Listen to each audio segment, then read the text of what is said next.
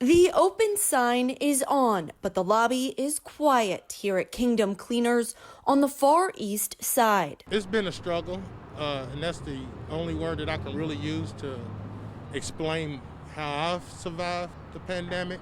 Owner Michael Allender fighting every day to keep his business afloat, dealing with not only the recent loss of his wife, but the economic impacts of the pandemic as well. She was the brains behind the operation, and then pandemic hits, COVID hits, and the country goes into this pandemic swirl. So I'm trying to figure out how I'm going to pay my bills, how am I going to eat every day. And so far, he says he hasn't qualified for any financial assistance. I've gotten nothing yet. Telling us he feels like this part of town has been forgotten.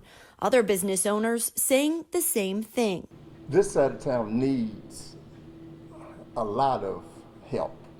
Ms. Marcia's Sweets was only open several months before the pandemic hit. It was rough. It was rough. When COVID let up, we had to start pretty much from scratch again. They too just trying to make it through. The Far East Side doesn't always gets overlooked when it comes to funding or support or grants.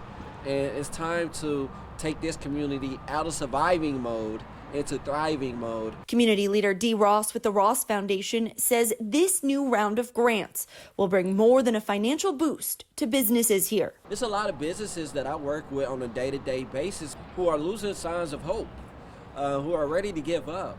And so it's time to counteract that narrative and bring back hope back into a hopeless community. Grants would help not only Miss Marcia's Sweets, but it would also help build up this plaza here. It would also build up the community. I can go home and sleep. I could go home and sleep for at least a couple of nights, you know what I mean? Instead of going home and worrying about how am I going to pay these bills. Working for you, Megan Sanctorum, WRTV.